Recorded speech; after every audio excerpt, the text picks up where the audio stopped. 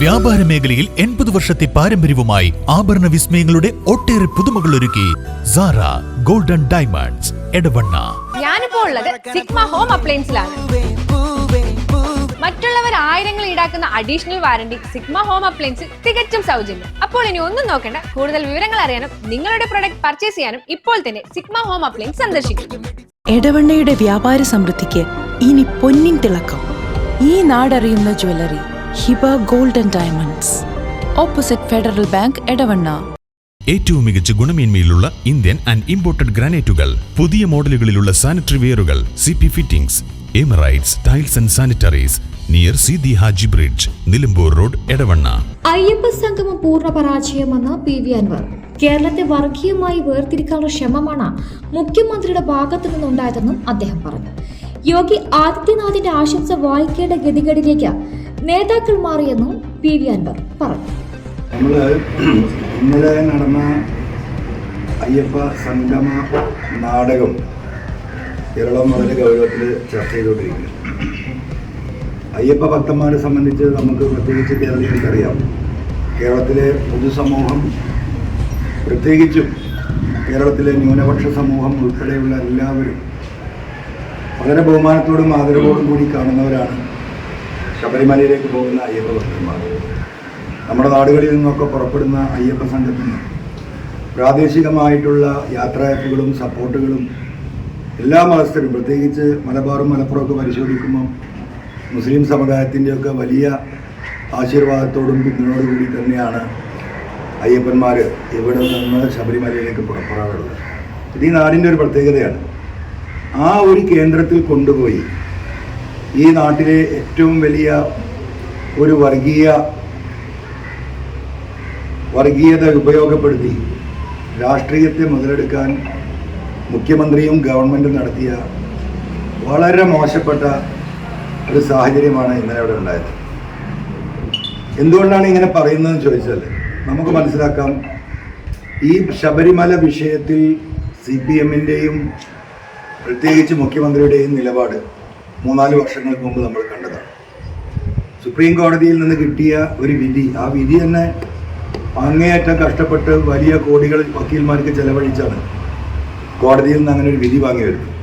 ആ വിധി വാങ്ങി വന്നുകൊണ്ട് കേരളത്തിലെ എന്നല്ല, ഇന്ത്യയിലെ എന്നല്ല, ലോകത്തിലെ തന്നെ സകലമാന അയ്യപ്പ വിശ്വാസികളുടെയും വിശ്വാസ്യതയെ ചോദ്യം ചെയ്തുകൊണ്ട് അവർക്ക് വലിയ മനപ്രയാസമുണ്ടാക്കിക്കൊണ്ട് സ്ത്രീകളുടെ സാന്നിധ്യം ശബരിമലയിൽ ഉറപ്പിക്കാൻ വേണ്ടിയിട്ട് ഈ ഗവൺമെൻറ് നടത്തിയ വ്യായാമം നമ്മൾ കണ്ടതാണ്. കേരളത്തിലെയും ഇന്ത്യയിലെയും ബഹുസ്വര സമൂഹം ഒന്നടങ്കം അതിനെ എതിർക്കപ്പെട്ടു. അവരുദ്ദേശിച്ചൊന്നും നടന്നില്ല. 65,000-ഓളം പോലീസിന് ഇതിനു വേണ്ടി ഉപയോഗിക്കപ്പെട്ടു. ആയിരക്കണക്കിന് ശബരിമല ഭക്തന്മാർക്ക് അവർ നടത്തിയ പ്രതിഷേധത്തിൻ്റെ പേരിൽ ആയിരക്കണക്കിന് ആളുകളുടെ പേരിൽ കേസുകൾ എടുക്കപ്പെട്ടു. ആ കേസുകളെ കുറിച്ച് ഗവൺമെൻറ് ഒന്നും മിണ്ടുന്നില്ല. ഹൈക്കോടതിയിൽ കൊടുത്ത സത്യവാങ്ങിനെ കുറിച്ച് ഒന്നും പറയുന്നില്ല. അപ്പോൾ ഒരു നിലക്കും അയ്യപ്പനുമായി ബന്ധപ്പെട്ട വിഷയത്തിൽ ഒരു ആത്മാർത്ഥതയും ഇല്ലാത്ത ഒരു സംഘം ആളുകളാണ് ഇതിന് നേതൃത്വം നൽകിയത് എന്നതാണ് ഇതിൻ്റെ ആദ്യത്തെ വിഷയം. രണ്ടാമത്തെ വിഷയം, ഞാൻ ആദ്യം സൂചിപ്പിച്ചതുപോലെ, ഇതൊരു ബഹുസ്വര സമൂഹം വളരെ ബഹുമാനത്തോടു കൂടി കാണുന്ന ഒരു ക്ഷേത്രവും അവിടുത്തെ ആചാരങ്ങളും അവിടെയുമായി ബന്ധപ്പെട്ടിട്ടുള്ള മറ്റു സാമൂഹിക കാര്യങ്ങളും ഒക്കെ കേരളത്തിലെ ഇന്ന് അറിയപ്പെടുന്ന, ഞാനൊരു വർഗീയവാദിയാണ് എന്ന് പറഞ്ഞ് വർഗീയവാദത്തിൻ്റെ നെറ്റിപ്പട്ടം കെട്ടിയ ഒരു വ്യക്തിയെ കാറിൽ കയറ്റിയാണ് കേരളത്തിൻ്റെ മുഖ്യമന്ത്രി ആ സദസ്സിലേക്ക് വന്നത്. അവിടെ തുടങ്ങുകയാണിത്. അവിടെ കൊണ്ടത് അവസാനിച്ചില്ല. നമുക്കറിയാം, ഇന്ന് ഇന്ത്യ കണ്ട ഏറ്റവും വർഗീയവാദിയായ ഫാസിസ്റ്റായ ഒരു മുഖ്യമന്ത്രിയാണ് അജിത് യോഗി എന്ന കാര്യത്തിന് കേരളത്തിലെയും ഇന്ത്യയിലെയും ജനങ്ങൾക്കൊരു സംശയമില്ല. അതിലേക്ക് നിരവധിയായ മുഖ്യമന്ത്രിമാർ കേരളത്തിലുണ്ട്, ഇന്ത്യയിലുണ്ട്. നമുക്കറിയാം, കേരളം കഴിഞ്ഞാൽ ഏറ്റവും കൂടുതൽ സ്വാമിമാർ വരുന്നത് കർണാടകയിൽ നിന്നും ആന്ധ്രയിൽ നിന്നാണ്, തമിഴ്നാട്ടിൽ നിന്നാണ്. തമിഴ്നാട്ടിലെ മുഖ്യമന്ത്രിയെ ക്ഷണിച്ചു. തമിഴ്നാട്ടിലെ മുഖ്യമന്ത്രിക്ക് കാര്യം മനസ്സിലായതോടുകൂടി സ്റ്റാലിൻ സ്കിപ്പ് ചെയ്തു, ഏതൊരു മന്ത്രിയെ അയച്ചു കൊടുത്തു. എന്തുകൊണ്ടാണ് കർണാടക മുഖ്യമന്ത്രിയെ വിളിക്കാതിരുന്നത്? എന്തുകൊണ്ടാണ് ആന്ധ്ര മുഖ്യമന്ത്രിയെ വിളിക്കാതിരുന്നത്? അവർ BJPയുടെ എതിർചേരിയിലുള്ള മുഖ്യമന്ത്രിമാർ. ഇപ്പൊ BJPക്ക് ഈ പറയുന്ന മോദിയേക്കാൾ തീവ്രവാദം തുപ്പുന്ന കേരളത്തിൽ നിന്ന് ഏകദേശം 3000-ഓളം കിലോമീറ്റർ അകലെയുള്ള യോഗിയെ തന്നെ ഇവിടെ കൊണ്ടുവരാൻ എന്തുകൊണ്ട് ശ്രമിച്ചു? എന്താണ് അതിന്റെ പിന്നിലെ ഉദ്ദേശം വളരെ കറക്റ്റാണ്, നമുക്കെല്ലാവർക്കും അറിയാം. ഇതിലെ രാഷ്ട്രീയമായിട്ട് CPM-നെ സംബന്ധിച്ച് വലിയ തകർച്ചയിലാണ്. കേരളത്തിലെ പൊതുസമൂഹം ഈ ഗവൺമെന്റിനെതിരാണ്. ഓരോ ഘട്ടങ്ങളിലും കഴിഞ്ഞ ഒരു മാസമായി ചർച്ച ചെയ്തിരുന്ന പോലീസ് വിഷയങ്ങൾ അതിപ്പം മൂടി വെക്കാൻ ഒരു സാഹചര്യം കൂടി ഈ വഴി അവർ ഒരുക്കുകയാണ്. പക്ഷേ ഒരു തെരഞ്ഞെടുപ്പിലേക്ക് കടന്നു പോകുന്ന കേരളം ആ തെരഞ്ഞെടുപ്പിൽ അമ്പേ പരാജയപ്പെടും എന്ന് പരിപൂർണമായും മനസ്സിലാക്കിയ മുഖ്യമന്ത്രി തന്നെയാണ് വർഗീയമായിട്ട് ഇതിനെ വിഭജിക്കാനുള്ള ശ്രമം നടത്തുന്നത്. ശബരിമല എന്ന് പറയുന്നത് ഒരു മതസൗഹാർദ്ദത്തിന്റെ കേളി കേന്ദ്രമാണ്. നമുക്കറിയാം, ഹൈന്ദവ സമുദായം മാത്രമല്ല, മറ്റു വ്യത്യസ്ത സമുദായങ്ങളിൽ നിന്ന് പോലും അയ്യപ്പന്മാർ പങ്കെടുക്കുന്ന, പ്രാർത്ഥിക്കാൻ പോകുന്ന, അയ്യപ്പനെ കാണാൻ പോകുന്ന, അയ്യപ്പനെ ബഹുമാനിക്കുന്ന ഒരു സംസ്കാരം കേരളത്തിലുണ്ട്. അവിടെയാണ് ഈ പറയുന്ന അത് ഉപയോഗിച്ചുകൊണ്ട് ഇവിടുത്തെ ഹൈന്ദവ സമുദായത്തിന്റെ സപ്പോർട്ട് വാങ്ങണം. അതിനെന്ത് മാർഗം? അതിനുള്ള ഏറ്റവും മ്ലേച്ഛമായ നീക്കമാണ് നടന്നത്. പക്ഷേ ബഹുമാനപ്പെട്ട മുഖ്യമന്ത്രി മനസ്സിലാക്കേണ്ട ഒരു കാര്യമുണ്ട്. കേരളത്തിൽ ഈ വർഗീയത വിലപ്പോകില്ല എന്ന് ഇന്നലത്തെ അയ്യപ്പ സംഗമം ഇവിടെ തെളിയിച്ചിരിക്കുകയാണ്. 3500 കസാരയായിരുന്നു ഇട്ടിരുന്നത്, നമ്മളൊക്കെ കണ്ടതാണ്. ആ ഉദ്ഘാടന സമയത്ത് കുറച്ച് ആളുകളുണ്ട്. ആ ആളുകളെ തന്നെ ഇതുമായി ബന്ധപ്പെട്ട, ദേവസ്വവുമായി ബന്ധപ്പെട്ട ഉദ്യോഗസ്ഥന്മാര്, ആ ജില്ലയിലെ മുഴുവൻ സർക്കാർ ഉദ്യോഗസ്ഥന്മാര്, തൊട്ടടുത്ത ജില്ലയിലെ സർക്കാർ ഉദ്യോഗസ്ഥന്മാര്, SNDPയുടെ കേരളത്തിലെ ആകെയുള്ള നേതാക്കന്മാര്, ഇവരെ എല്ലാം തട്ടിക്കൂട്ടിയിട്ട് എന്തുകൊണ്ടാണ് ഇത്തരത്തിലുള്ള വലിയ ഒരു പരാജയത്തിലേക്ക് ഇത് പോയത് എന്ന് പരിശോധിക്കപ്പെടേണ്ടതാണ്. അതിന്റെ ആദ്യത്തെ തെളിവാണ് നിലമ്പൂർ തെരഞ്ഞെടുപ്പ് പ്രഖ്യാപിക്കുന്നതിന് തൊട്ട് മുമ്പാണ് ഈ പറയുന്ന വെള്ളാപ്പള്ളി നടേശൻ നിലമ്പൂരിൽ വന്നിട്ട് മലപ്പുറം വേറൊരു രാജ്യമാണെന്നും ഇവിടെ ഹൈന്ദവ സമുദായത്തിന് ജീവിക്കാൻ കഴിയില്ലെന്നും ഇവിടെ ഓക്സിജൻ ഇല്ല എന്നൊക്കെ പറഞ്ഞ് നടത്തിയ വലിയ വർഗീയമായിട്ടുള്ള പ്രചരണം നമ്മൾ കണ്ടതാണ്. എന്താ റിസൾട്ട്? സാധാരണഗതിയിൽ പാർലമെന്റ് തെരഞ്ഞെടുപ്പിൽ 18,000 20,000 വോട്ട് BJPക്ക് നിലമ്പൂരിൽ കിട്ടാറുണ്ട്. നിയമസഭയിൽ 12,000 തൊട്ട് 14,000 വരെ കിട്ടാറുണ്ട്. ഇത് 6,000-ലേക്ക് കൂട്ടുകുത്തി. അതാണ് കേരളം, അതാണ് നിലമ്പൂര്, അതാണ് മലബാർ. അത് തന്നെയാണ് ഒരു ഭരണകക്ഷി അവരുടെ എല്ലാ ശക്തികളും ഉപയോഗിച്ച് സുപ്രീം കോടതിയിൽ വരെ പോയി ഓർഡർ വാങ്ങി വന്ന് നടത്തിയ ഒരു പരിപാടി. ഉദ്ഘാടന സെഷൻ കഴിയുന്നതോടുകൂടി ആളുകൾ കൊഴിഞ്ഞുപോയി, ഭക്ഷണങ്ങൾ ബാക്കിയായി, ബ്രേക്ക്ഫാസ്റ്റ് ഭക്ഷണം ബാക്കി, ഉച്ചഭക്ഷണം ബാക്കി. നിങ്ങളൊക്കെ വാർത്ത കൊടുത്തവരാണല്ലോ. എന്തുകൊണ്ടാണ് ഒരു 3000 ആളെ പോലും തികക്കാൻ കഴിയാതിരുന്നത്? ഒരു മണിക്കൂർ കഴിയുമ്പം ആ സദസ്സിൽ 500 ആളിൽ താഴെയാണുള്ളത്. ഈ ഒരു അവസ്ഥ കമ്മ്യൂണിസ്റ്റ് പാർട്ടിക്ക് വരുന്നത് എന്തുകൊണ്ട് എന്ന് ഇനിയെങ്കിലും ആ പാർട്ടിയുടെ ലീഡർഷിപ്പ് തിരിച്ചറിയണം. സഖാക്കളിലെ വലിയൊരു വിഭാഗത്തിന് ഇത് മനസ്സിലായിട്ടുണ്ട്. ന്യൂനപക്ഷങ്ങളെ പൂർണ്ണമായും ഒഴിവാക്കി നിർത്തുകയാണ്. വെള്ളാപ്പള്ളി നടേശനെ അതിനായിട്ട് ബ്രാൻഡ് അംബാസിഡറായിട്ട് മുഖ്യമന്ത്രി ഏൽപ്പിച്ചിരിക്കുകയാണ്. ഒരു ഘട്ടത്തിൽ മുസ്ലിം സമുദായത്തെക്കുറിച്ചാണ് വിദ്വേഷം പറഞ്ഞിരുന്നെങ്കിൽ അടുത്ത ഘട്ടത്തിൽ ക്രൈസ്തവ സമുദായത്തെയാണ് അദ്ദേഹം അറ്റാക്ക് ചെയ്തിരിക്കുന്നത്. അപ്പം എങ്ങോട്ടേക്കാണ് കേരളത്തെ ഈ വഴിക്ക് ഇവർ ഇത് കൊണ്ടുപോകുന്നത്? അപ്പോ യോഗി ആദിത്യനാഥിനെ പങ്കെടുപ്പിക്കാൻ നിങ്ങളൊന്ന് ആലോചിച്ച് നോക്കൂ. ഇതിന്റെ മുമ്പ് ഇങ്ങനെ ഒരു കത്ത് CPM-ന് 1 കൊല്ലം മുമ്പാണ്, അല്ലെങ്കിൽ 2 വർഷം മുമ്പാണ് ഇങ്ങനെ യോഗിയിൽ നിന്ന് ഒരു ആശംസാ കത്ത് കിട്ടുന്നെങ്കിൽ ഇങ്ങനെയുള്ള ഒരു പരിപാടിയിൽ അത് പൂഴ്ത്തി വെക്കാനാണ് CPM ശ്രമിക്കുക. ആ പാവഭാരം CPM ഏറ്റെടുക്കാറില്ല, പലപ്പോഴും നമ്മൾ കണ്ടിട്ടുള്ളതാണ്. പക്ഷെ ഇവിടെ എന്താ ചെയ്തത്? അത് കൊട്ടിഘോഷിക്കുകയാണ്, അവിടെ അത് വായിക്കുകയാണ്. എന്നാൽ BJP ഇതിനെതിരാണ് എന്നാണ് കണ്ടുകൊണ്ടിരിക്കുന്നത്. ഡൽഹിയിൽ അവർ വേറെ അയ്യപ്പ സംഗമം നടത്തുന്നു, ഇപ്പൊ പന്തളത്ത് വേറെ സംഗമം നടത്താൻ പോകുന്നു. അപ്പം എന്താണ് ഇതിന്റെ നാടകം? ആളുകൾക്കൊന്നും മനസ്സിലാകുന്നില്ല. ഒരു ഭാഗത്ത് അച്ഛൻ ഇപ്പുറം നിൽക്കുന്നു, മറുഭാഗത്ത് BDJS-ന്റെ ചെയർമാൻ മകൻ അപ്പുറത്തു നിന്ന് നടത്തുന്നു. അപ്പൊ ആകെ കൂടെ വർഗീയ വിഷലിപ്തമാക്കുന്ന കേരളത്തിലെ ഈ എന്താ പറയാ മതേതര സമൂഹത്തെ ഛിന്ന ഭിന്നമാക്കുക. രാഷ്ട്രീയമായിട്ട് ഒരു വോട്ടും അവർക്ക് ലഭ്യമാകില്ല എന്ന് മനസ്സിലാകുമ്പോൾ വർഗീയത കൊണ്ട് മാത്രമേ പിണറായിക്ക് വരാൻ കഴിയൂ. ഇന്നലെ നടന്ന ആ സംഗമം വളരെ കൃത്യമല്ലേ? എന്താ വെള്ളാപ്പള്ളി പറഞ്ഞത്? മൂന്നാമതും ഇവിടെ പിണറായി മുഖ്യമന്ത്രിയാവണം, മൂന്നാമതും പിണറായി കേരളത്തിലെ മുഖ്യമന്ത്രിയാവണം. അദ്ദേഹത്തെ പോലെ ഒരാൾ ഇനി മുഖ്യമന്ത്രിയാകാൻ വേറൊരാള് കേരളത്തിലില്ല എന്ന് വെള്ളാപ്പള്ളി ഈ അയ്യപ്പ സംഗമത്തിലാണ് അദ്ദേഹത്തിന്റെ അഭിപ്രായം രേഖപ്പെടുത്തുന്നത്. അപ്പൊ ഇത് രാഷ്ട്രീയല്ലേ? ഇന്നലെ വന്ന കണക്ക് 8 കോടി രൂപ ചെലവഴിച്ചതാണ്. ഈ പാവപ്പെട്ട അയ്യപ്പ ഭക്തന്മാര് ആ ശബരിമലയിലേക്ക് കൊടുക്കുന്ന ദക്ഷിണയുടെ പണമാണ് ഈ ഉപയോഗിച്ചെന്ന് പറഞ്ഞത്. കേരളത്തിൽ മുഴുവൻ വെച്ച ഹോർഡിങ് നിങ്ങളൊക്കെ കണ്ടതാണ്. അയ്യപ്പന്റെ ഒരു ഫോട്ടോ കാണെങ്കിൽ മൈക്രോസ്കോപ്പ് വെച്ച് നോക്കണം. ഏത് അയ്യപ്പ സംഗമത്തിന്? അയ്യപ്പന്റെ ഫോട്ടോ പോലും ആ ഹോർഡിങ്ങിൽ കാണാൻ ആരാ ഉള്ളത്? ഈ മുഖ്യമന്ത്രി, പിന്നെ ഒരു മന്ത്രി. ഈ 8 കോടി രൂപയാണ് ചെലവഴിച്ചത്. അതൊക്കെ പോട്ടെ, ഇപ്പൊ ഏറ്റവും ഗൗരവമായ നടക്കുന്ന ചർച്ചകൾ എന്താണ്? സ്വർണം അടിച്ചു മാറ്റിയിരിക്കുന്നു. അയ്യപ്പന്റെ സ്വർണം തന്നെ അടിച്ചു മാറ്റിയിരിക്കുകയാണ്. 41 കിലോ സ്വർണം അതിനെന്തോ ഒരു ഭംഗി കൂട്ടാൻ വേണ്ടിയിട്ട് ചെന്നൈയിലേക്ക് കൊടുത്തയച്ച് തിരിച്ചു വന്നപ്പോ 4 കിലോ സ്വർണ്ണമില്ല. ആരത് അടിച്ചു മാറ്റിയത്? ഇവിടെ അയ്യപ്പ വിശ്വാസികൾ ചോദിക്കുന്ന ഏറ്റവും വലിയ ചോദ്യം അതാണ്. ആര് 4 കിലോ സ്വർണ്ണം അടിച്ചു മാറ്റി? എന്റെ ആവശ്യം എന്താ അറിയോ? ആ കാലഘട്ടത്തിലുള്ളത് ഈ പറയുന്ന അമ്പലത്തിന്റെയും പരിസരത്തിന്റെയും സംരക്ഷണ ചുമതല ഈ DGP അജിത് കുമാറിനാണ്. ഇത് കൊണ്ടുപോയെന്ന് പറ്റി.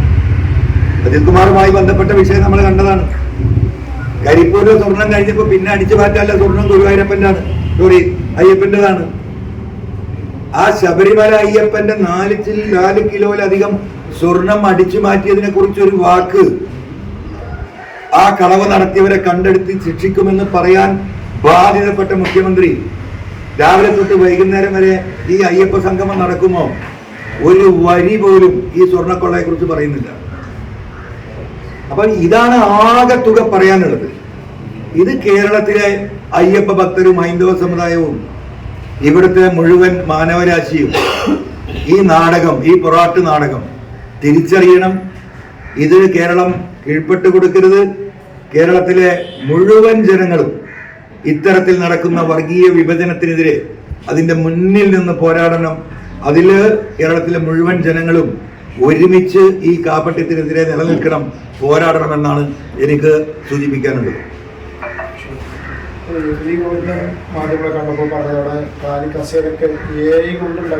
മാഷെ സംബന്ധിച്ച് ഞാൻ പറയണം, അദ്ദേഹം ഏതൊരു വസ്തുതയാണ് ഈ കാലത്തിന്റെ ഇടക്ക് അദ്ദേഹം അംഗീകരിച്ചിട്ടുള്ളത്? കേരളത്തിലെ 3.5 കോടി ജനങ്ങളത് കണ്ടതാണ്. കസാര AI ആണോ? ഇനിയിപ്പോ നാളെ വെള്ളാപ്പള്ളിയെ തന്നെ AI കൊണ്ട് നിർമ്മിച്ച് നിങ്ങൾ കാറിൽ കയറ്റി ഇരുത്തിയതാ എന്നാണ് പറഞ്ഞിട്ടുണ്ടോ എന്ന് എനിക്കറിയില്ല. വെള്ളാപ്പള്ളി മുഖ്യമന്ത്രിയുടെ കാറിലൊന്നും പോയിട്ടില്ല. ഇങ്ങനെയുണ്ടോ ഒരു അസംബന്ധം നിങ്ങൾ പറയുന്നത്? അത് നിങ്ങൾ AI ഉണ്ടാക്കിയതല്ലേ എന്ന് നാളെ ഗോവിന്ദൻ മാഷ് പറഞ്ഞാൽ ഒരു അത്ഭുതവും കരുതണ്ട. ഗോവിന്ദൻ മാഷ് കുറെ കാലമായിട്ട് ഇപ്പൊ ഈ AI ആണ്, ആർട്ടിഫിഷ്യൽ ഇന്റലിജൻസ് ആണ് അദ്ദേഹത്തെ പോലും നയിക്കുന്നത്.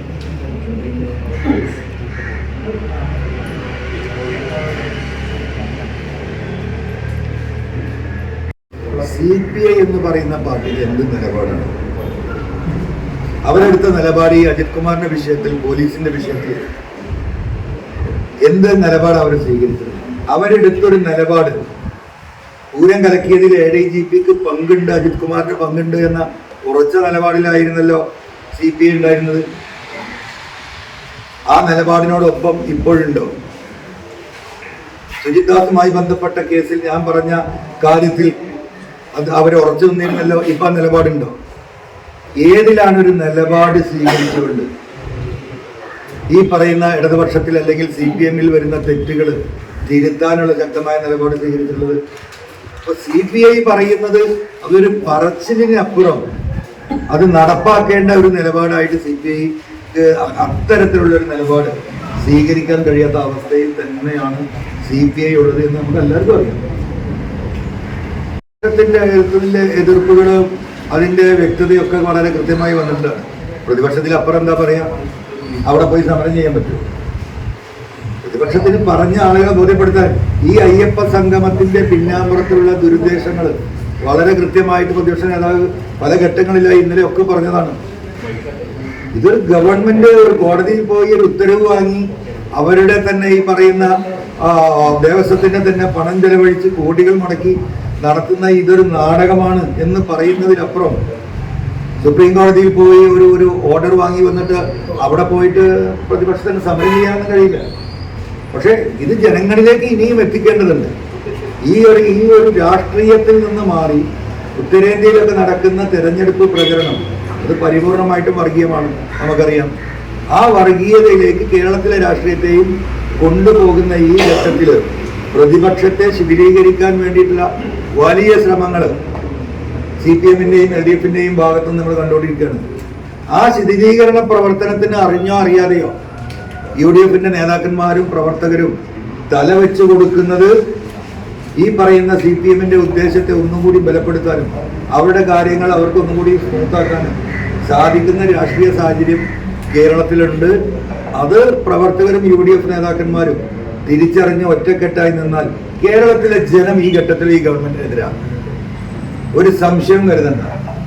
പക്ഷെ ആ വോട്ടുകളെ ശിഥിലീകരിപ്പിക്കാൻ വേണ്ടിയിട്ട് CPM-ഉം മുഖ്യമന്ത്രിയുടെ ഓഫീസും നടത്തുന്ന സകല പ്രവർത്തനങ്ങളിലേക്കും അറിയാതെ തല കുടുങ്ങുന്ന അവസ്ഥയുണ്ട്. അത് പ്രതിപക്ഷ പ്രവർത്തകരും നേതാക്കളും തിരിച്ചറിയണം എന്നാണ് എൻ്റെ ഒരു ചെറിയ കാഴ്ചപ്പാട്. അങ്ങനെ സംശയം പൊതുസമൂഹത്തിന് മുമ്പിൽ നിലനിർത്താൻ സാധിക്കില്ല.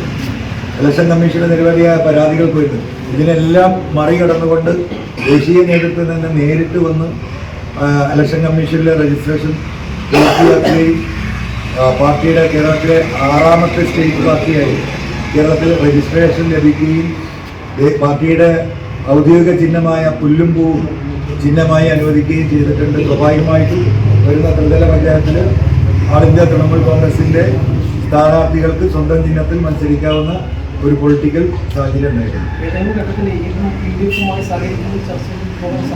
അല്ല, ഞാൻ പറഞ്ഞല്ലോ, ഈ ഗവൺമെന്റിനെ താഴെ ഇറക്കാൻ ഇവിടുത്തെ എന്താ പറയുക സാമൂഹിക ബോധമുള്ള ഏത് രാഷ്ട്രീയ സാമൂഹിക പാർട്ടികളുമായിട്ടും മുന്നണിയായിട്ടും ഞങ്ങൾ സഹകരിച്ച് മുന്നോട്ട് പോകും. ഞാൻ എന്തിനു വേണ്ടിയിട്ടാണോ ഈ സഭയിൽ നിന്ന് ഇറങ്ങി വന്നത്, ഈ പോലീസുമായി ബന്ധപ്പെട്ട ഈ വർഗീയവൽക്കരണവുമായി ബന്ധപ്പെട്ട ഉദ്യോഗസ്ഥ തലത്തിൽ നടക്കുന്ന അഴിമതി, അത് ഓരോ ദിവസവും വ്യക്തമായി മുന്നോട്ട് വരികയാണ്. കേരളത്തിലെ ഞാൻ ഈ പറയുന്ന കമ്മ്യൂണിസ്റ്റ് പാർട്ടി വഴി തിരിഞ്ഞ് നടക്കുന്നു എന്ന് ഞാൻ പറഞ്ഞതിൻ്റെ ഏറ്റവും അവസാനത്തെ ചിത്രമാണ് ഇന്നലെ നമ്മൾ കണ്ടത്.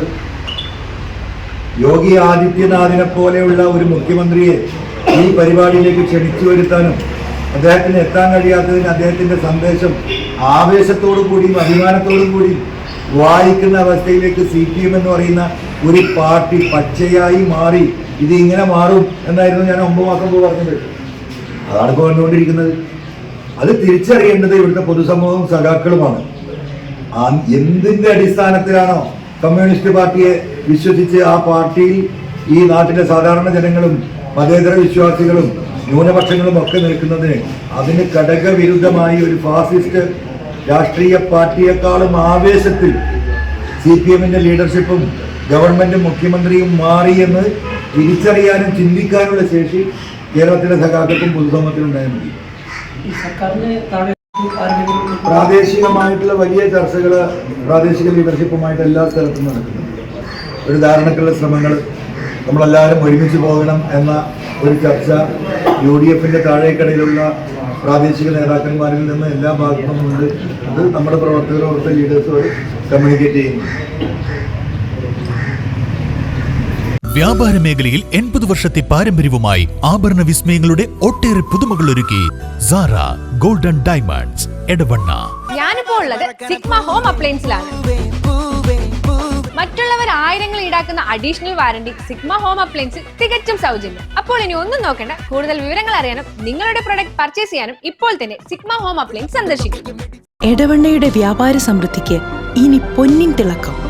ഈ നാടറിയുന്ന jewellery Hiba golden diamonds, opposite Federal Bank, Edavanna.